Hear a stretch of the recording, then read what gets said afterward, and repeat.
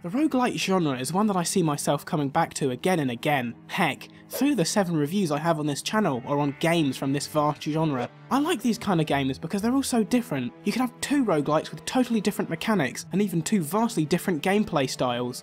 I'm here to talk about Catacomb Kids, a roguelite platformer recently released on Steam via Early Access. Wait, where are you going? Did I offend you with talk of Early Access? No, please, come back! Please!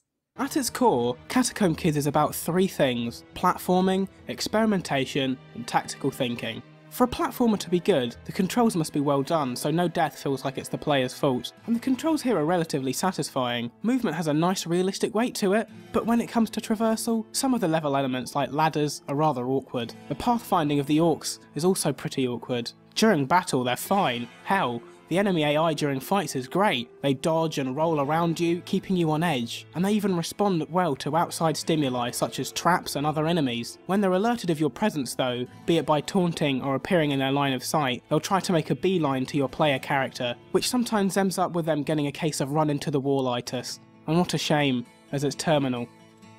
While the enemy pathfinding may not be too great, one thing that is the way that almost every item can be used for multiple different purposes. For example, the purple slime can be thrown under falling weight traps to temporarily make them stuck, or can be thrown at enemies to blind them for a short period of time. I like how it's so subtly implemented, making the game streamlined from the surface. When you look into it further, the game has a deep and satisfying set of item mechanics.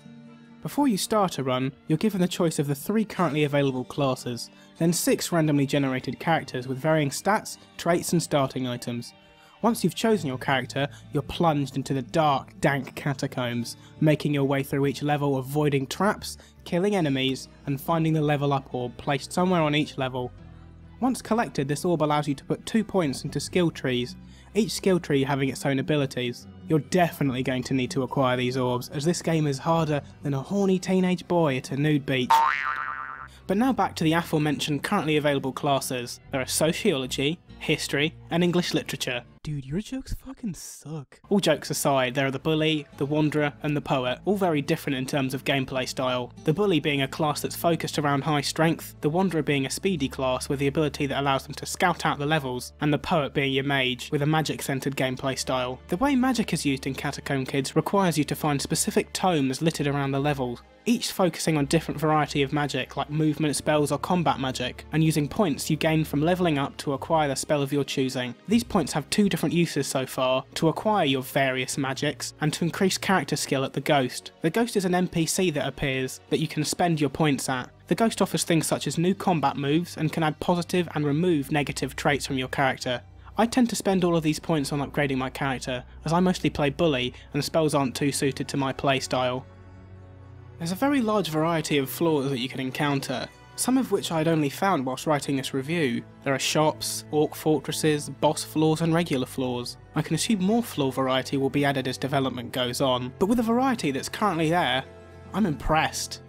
Another thing I find quite nice at this stage are the visuals. The game has this retro aesthetic. It pulls it off quite well, with characters and enemies standing out from the backgrounds, but there are a few things I don't like. One of which is the backgrounds, as they're sometimes a bit too samey. There's also a lack of options when it comes to adjusting graphics and screen resolution.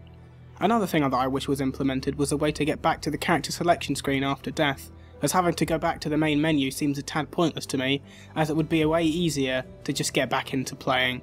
These things don't affect gameplay, so they're just nitpicks really. I have no real problems with the game on all levels. It looks decent and doesn't perform badly, and I myself haven't noticed any bugs. Everything works together to give the game a dark, dingy feel while still remaining light and pleasing to the eye. Overall, for this stage in development, the game plays well and is well realised in its style. I've sunk enough time into the game to warrant recommending it to you. If you're looking for a fun but hard roguelite platformer in the same vein as Spelunky, then this game should definitely be on your wishlist. But I wouldn't really recommend it to people that are easily frustrated. As for a new player, the game is definitely challenging enough to put down. It's like the Dark Souls...